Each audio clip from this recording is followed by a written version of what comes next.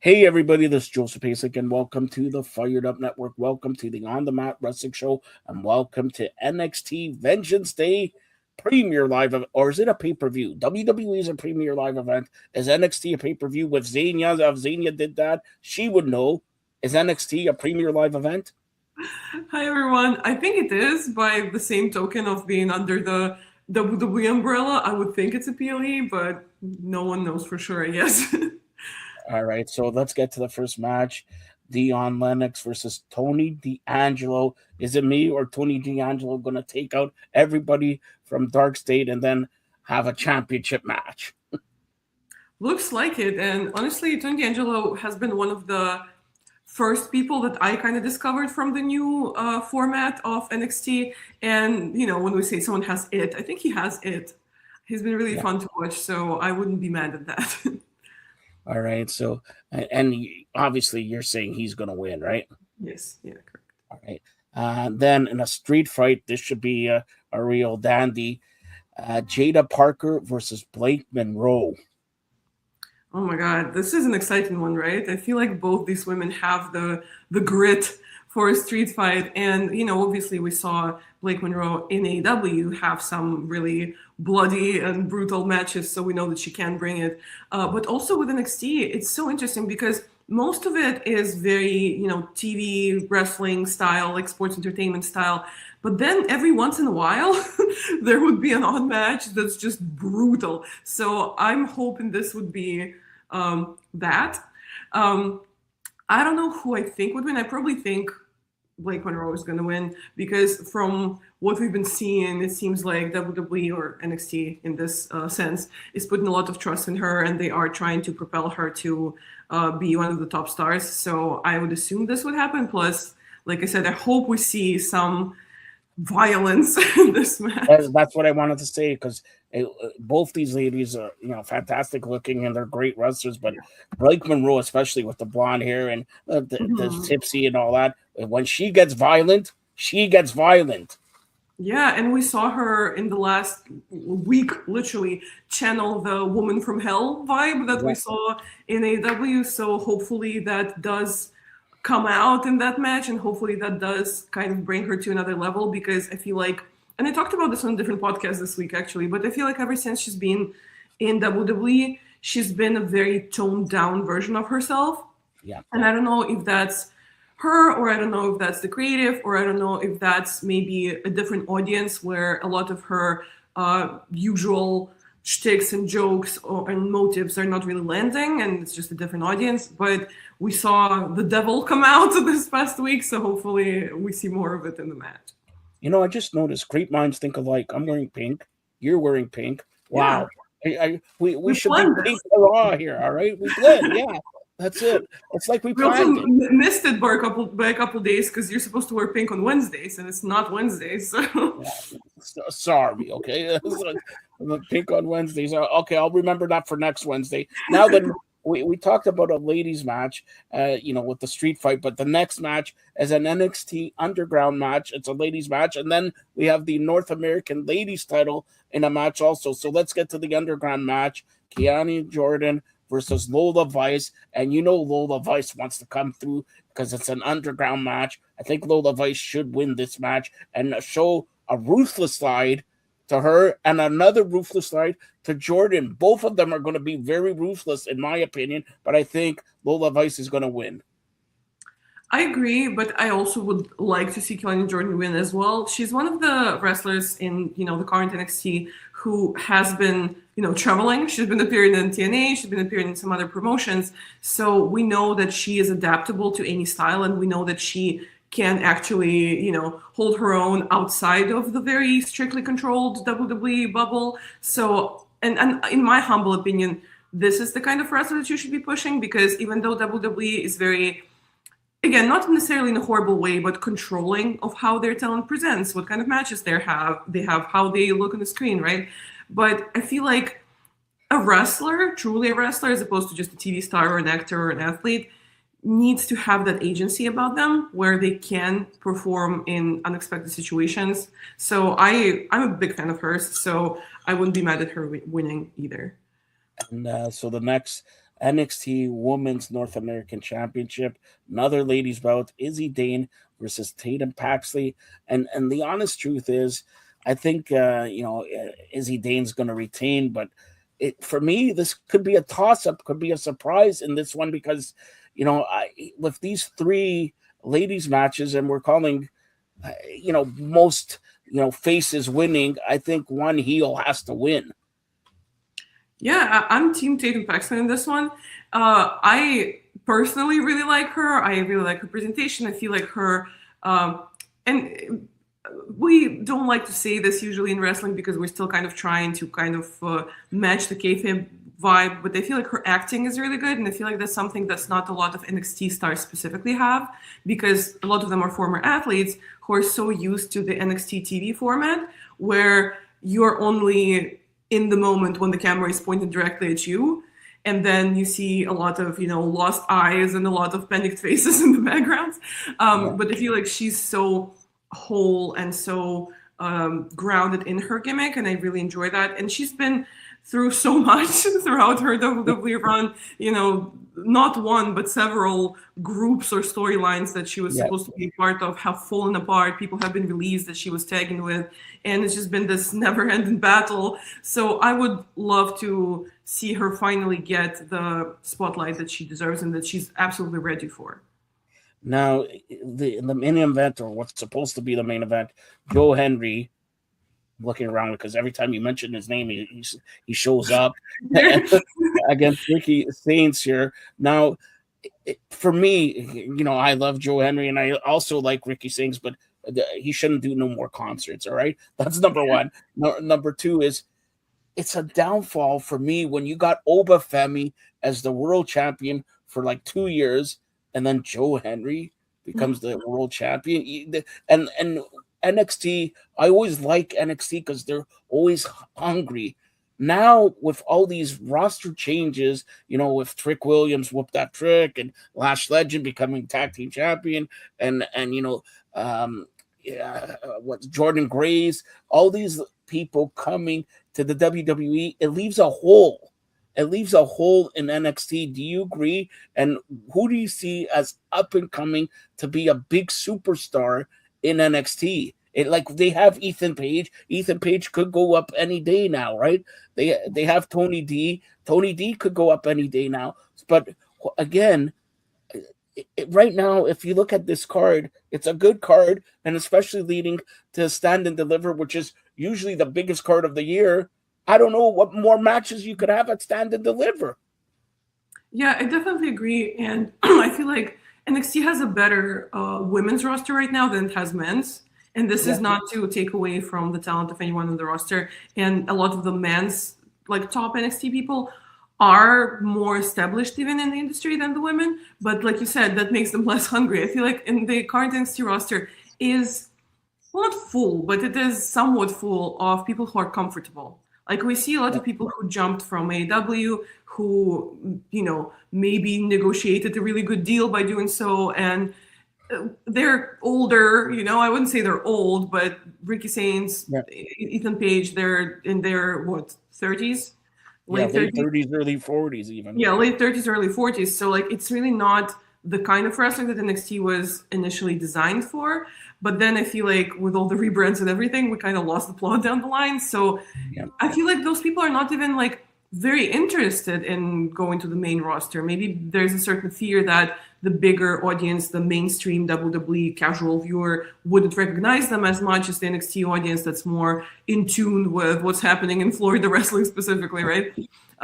Maybe they're just comfortable. Maybe they like that they don't have to be on the road as much. Maybe they like that they have a smaller venue that they can be in control of very easily, right? And again, these are not horrible things of a person to feel or want or not want, right? But this is just a situation. I'm putting a lot of my hope into the women because, like I said, with Tatum Paxley and with Blake Monroe, hopefully kind of getting into her groove more. And there's, the whole roster. There's so many young, talented, hungry women on that roster. But with the men, I don't know. I mean, maybe we will see Ricky Saints get called up soon because I feel like out of anyone in NXT's top, he's the most TV not to be ready, everyone's ready, but like to be suitable. That brings me to the next question, because last week you were on here and we were talking about an elimination chamber, and we talked about the big box and Downhausen and all that, right? I would think Downhausen, and and he did a good job and all that, but the crowd like flat, you know what I mean? I thought he would be perfect for NXT to liven up, but it looks like they're going to put him in WWE, right? Like perfect is.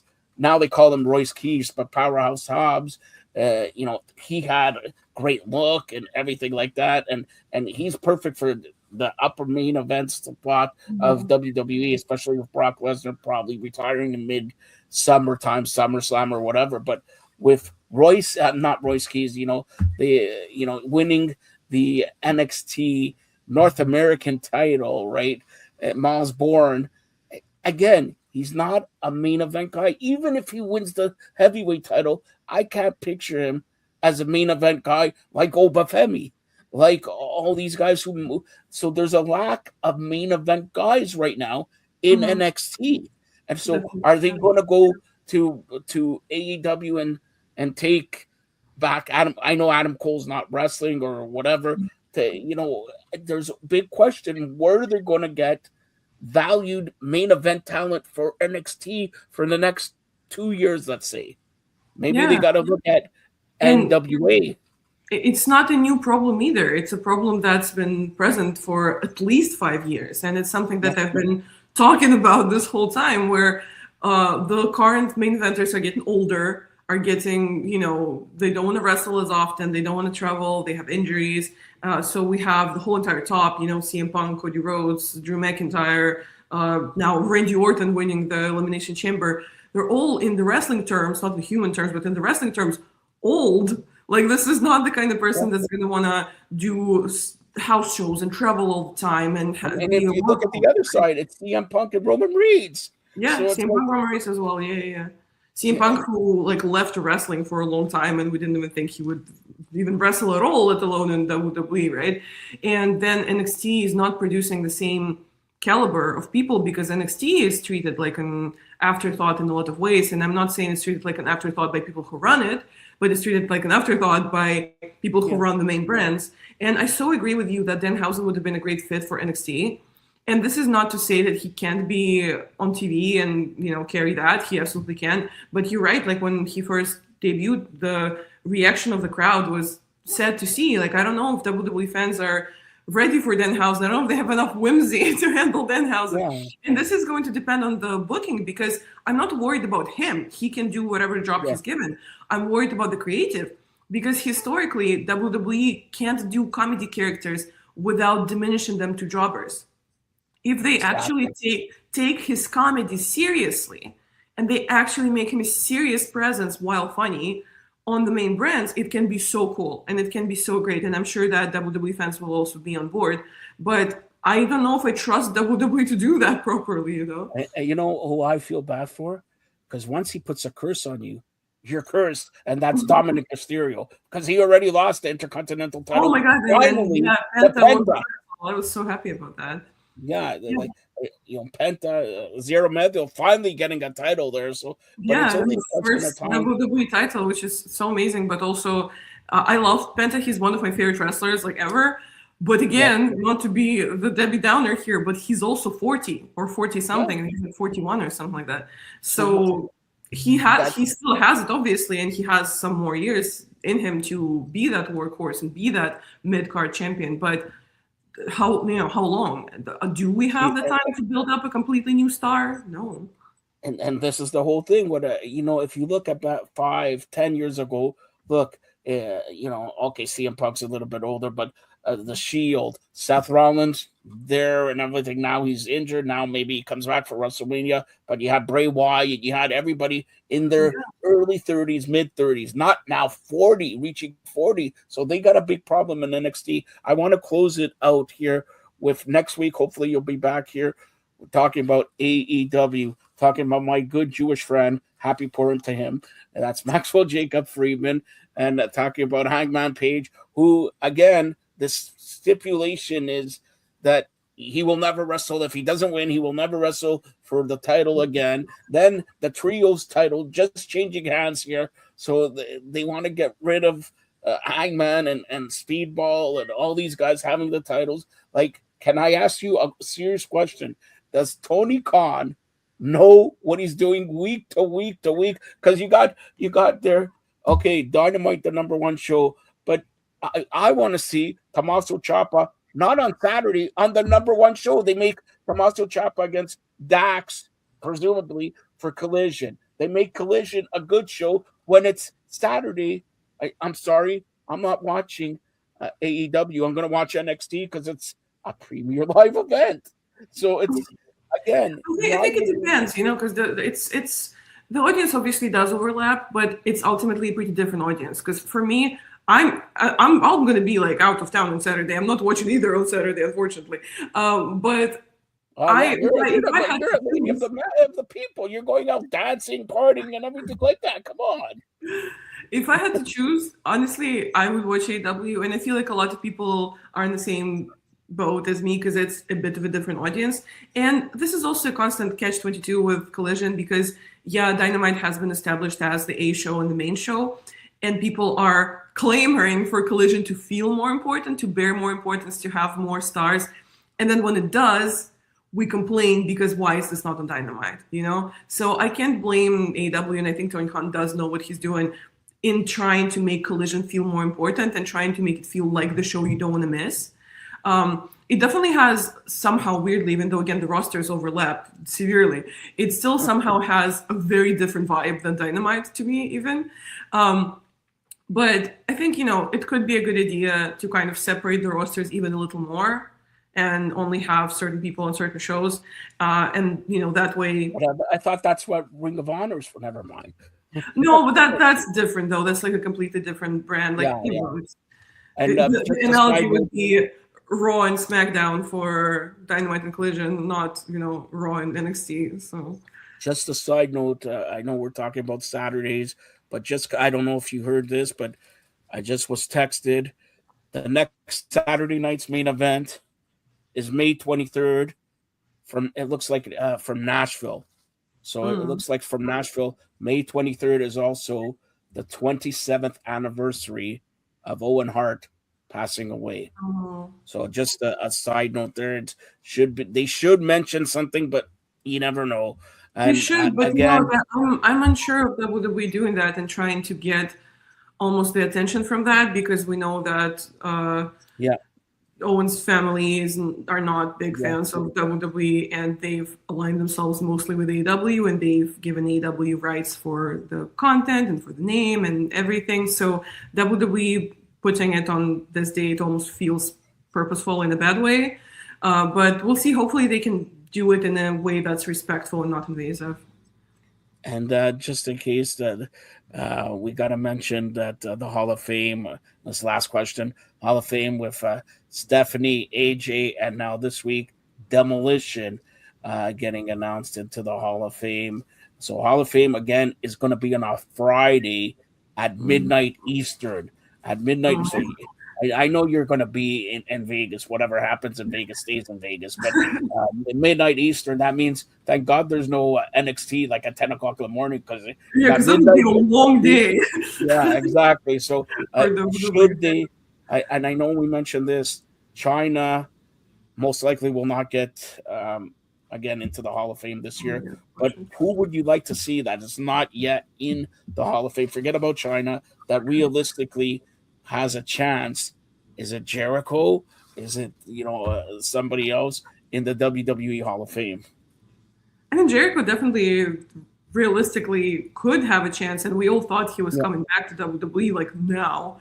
But then I don't know if you saw someone reported recently that he's on AEW contract still for the foreseeable future. They froze his contract. Contract. So again, so I think this one is happening eventually for sure at some point in history, but not right now. So they should, if it's true what we hear, the rumors, Gunther taking on Brock Lesnar in Minnesota at SummerSlam, 2-night events, SummerSlam. Maybe you should put Brock Lesnar into it. because I Brock Lesnar challenged anybody, and we don't I know if really it's don't going think that's a good idea. And to. not even just from the standpoint of me not wanting it to happen, which is true, I don't want it to happen, but also from the PR standpoint, like, me as a media professional, I can't not view it from the PR standpoint, would be a horrible PR move. Horrible. So if they do it, that would take away from my respect to their PR team. So. Well, let me ask you a question. Is it going to, WrestleMania, he has an open contract, and everybody wants him to face Obafemi or Gunther, and now I'm hearing rumblings he's going to take an ambulance driver, LA Knight. Yeah, LA Knight against Brock Lesnar. That's the rumblings I'm hearing. What do you hear? Oh my God, LA Knight has been a scapegoat, it feels almost in WWE. It feels like it started out so good and now it's just, and any company needs people who make other people look good, right? And when we say jobber, like, it's not necessarily, it doesn't necessarily mean that you're like somewhere in the pre-show, in the low card, in the main event, losing in 2 minutes, right? Because we need top card jobbers too. So it always feels like that's the role that they've assigned to LA Knight. And honestly, it might be the lesser of all evils, because we know that Brock Lesnar is known for booking a main event or important matches and just squashing people that are so loved and revered by the fans. So if anything, like, if anyone has to take one for the team, it can be LA Knight with like less damage to his character than some other people. So sure, but like I said, I genuinely just don't want to see Brock Lesnar ever again. So. All right. we're gonna close out here on the Matt Russick Show, the preview of NXT with Xenia. Xenia did that. By the way, I don't know if Xenia knows. I've been watching her YouTube videos with NWA, especially with some guy named Aaron with the the jacket he stole from me and all that. Wait till he unveils the pink jacket. Wait a minute. So that's it. But tell everybody, and some great interviews. WrestleMania's coming along. You're hopefully going to get some great interviews and all that. So tell them what they can see and tell them what you have coming up on. Xenia did everything. Not did that. They do everything. Yeah, you can find me on Instagram, on X, and on YouTube under Xenia did that. It's right here. It's XENA. And on my Instagram and on my YouTube Shorts, I have a lot of NWA related videos coming up with NWA wrestlers, which are really fun and lighthearted and have been doing really well, and I've enjoyed making them. And I also, like Joseph said, I do have a long form interview coming out with Aaron Stevens, formerly known as Damien Sandow. And that was so much fun to do because, he's been a mystery to wrestling fans for the longest time. And we could really sit down for a while and talk about his background, how he started, how he broke into the business, et cetera, et cetera. So it's really interesting. And if you are a wrestling professional of any sort and kind, if you're a wrestler, a content creator, a photographer, a referee, anything, you can get in touch with me and or click the links in my bio and see how I help wrestlers, performers, talent, promotions get to their highest level, maximize what they have, and maximize their online presence and make it work for them and monetize it. So let's talk about it, and let's make you more money, and let's make the wrestling business a better place for everyone. All right. And we had so many questions last time. I'm going to pick out a question specifically. I already know the answer, but I'm going to ask Joe, great job with Xenia. Is Xenia Russian, or where is she from? And how many languages does she speak? So go ahead. That's a question from Fred Miller. Thank you, Fred. I am half Romanian, half Russian. And I speak 3 languages. I speak Russian, English, and Spanish. I've been meaning to learn Romanian. Hopefully that maybe can happen start this year.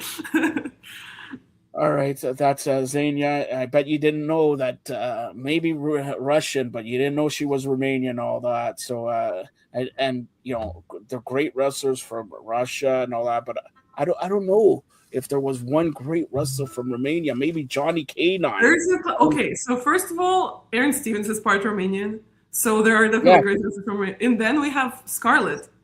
So yes, Scarlett's Romanian also. So more importantly, sorry about you guys. More importantly, you know whose father was a Romanian, right? You know who it is. The president of the provinces of Canada, myself. My Oh my father God. was Romanian. So, like, come on. That's the most important thing. The Nothing against. Romanians Oh, are ruling the wrestling business. yes, that's right. I'll tag up with Xenia and Aaron Stevens and Scarlett. Come on.